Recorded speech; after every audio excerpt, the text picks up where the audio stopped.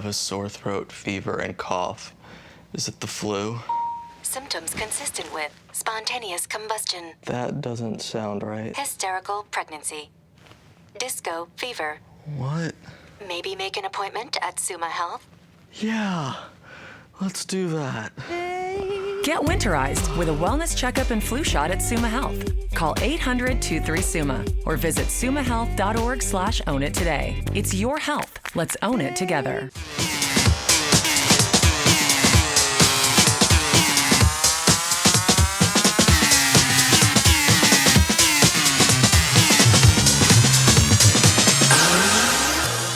Welcome to another episode of Z360. I'm your host, Scott Nixon. In today's show, we have a Z360 Challenge, a feature on head coach Keith Dambrot, and we preview the upcoming season for women's tennis. Head coach Keith Dambrot became Akron's all-time winningest coach earlier this season, and we spoke with Keith to talk about what it means to do this in his hometown of Akron. In his 13th season, Coach Keith Dambrot became the all-time winningest coach in Akron history. With over 400 career wins, Coach Dambrot has solidified himself as one of the greatest college coaches of all time, all while doing it in the city he loves, Akron. The ball inbounded to Linhart, and that'll do it. For the first time since 1986 under Bob Huggins, the Akron Zips are going back to the NCAA tournament. The 2009 MAC champions will hail from Akron. Congratulations to the Zips. Gets to go. Perini hands one off. Blocked inside by Marshall. It's loose. Perini in traffic. That's upper blocked by McNeese. Akron wins.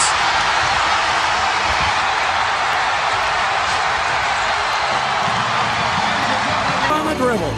With 6, with 5 on the shot clock. Baseline jumper. Good! Brian Walsh hit it! 65-44!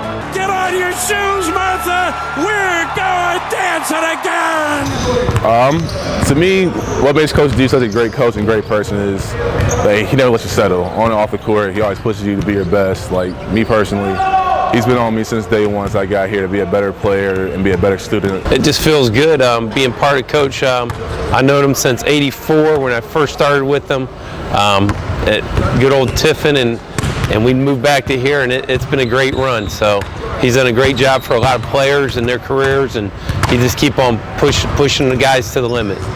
Probably not quite as hectic, crazy as he was back when he was 25 years old as a head coach, but he still has a lot of energy, very enthusiastic about everything he does, and gives it 100%. Coach Dambrot, I think, is the epitome of a great leader. He has great emphasis on defense. I think he's a great person, and he does a great job of motivating his players to get the most out of them. He can see stuff in us that we can't see in ourselves, and it's really great to play for someone who can kind of get into that untapped potential.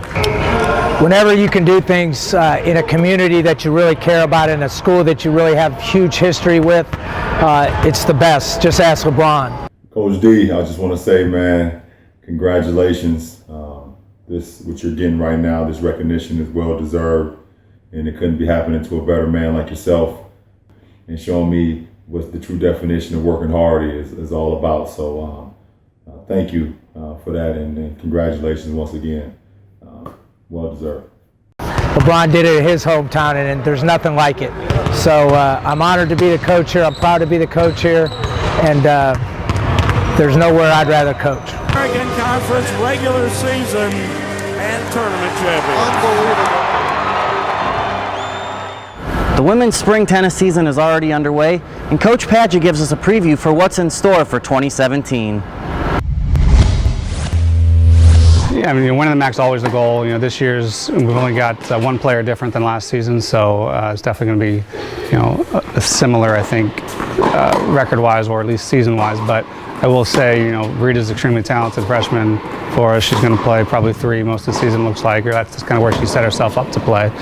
And she'll help us in doubles quite a bit. So, I think that'll be similar, but we have one more year of experience as well with our top 2 players in Ari and Soph, and that's definitely going to help us.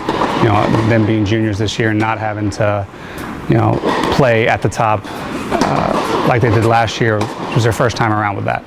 So they've had the experience, they've had a great fall experience playing at the top again and against some awesome competition. So we're going to be in better position, I think, this year. Now the MAC is also a lot deeper this year. So I think it's going to be really interesting to see who those 6 teams are that make the tournament, because it could truly be any of the 9. And that's exciting, but it's also stressful to realize, yes, you got better, but everybody else did too. Oh yeah, of course, we want to win MAC every year, but the question is if we can. I think we can do this year. The team is, our team is strong, we are in good shape, and we'll only keep getting better. So I think, well, we have strong opponents, but we are strong too. So I think we have great chances to win this. Where my personal goal, obviously, I want to be undefeated at least when conference starts, and well, obviously winning conference, but like it's really tough. So I first want to make it to the MAC tournament, and then we'll go from there, I guess. I was confident in the fall, so I stayed confident this semester, but I'm in my junior year and it's not too much time left for me to play, so I'm just trying to enjoy each game more than ever. I mean, time is ticking, so I'm trying to get as much as possible from this experience. I like that he got a little bit more strict this semester, but I think it was our assistant coach influence.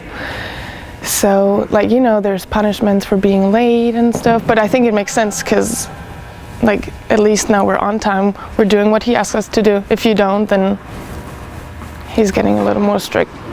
Yes, I think, I have to be a little harder on them to really make this work, I think. And, obviously holding them accountable, part of my philosophy is to help them develop in 5 key areas, and discipline is a huge part of that. And I think prior to this season, I've probably been doing them a bit of a disservice and not being as hard on them as what I should be. So I think it will definitely pay off for us as the season goes on, but it's definitely an adjustment for them and for me.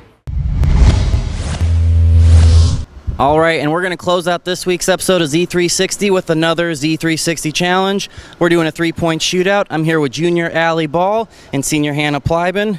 You ready to shoot some threes, ladies? Yes. Let's do it. Anything else you want to say? Go Zips. We'll take it.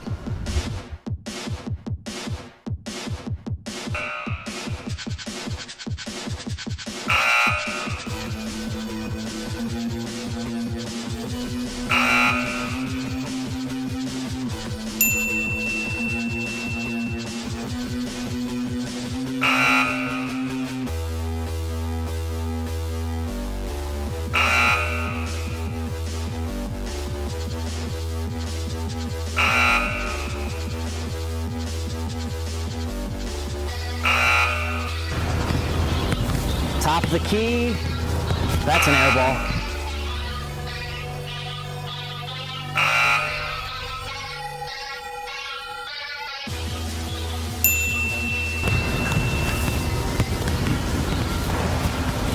Yes!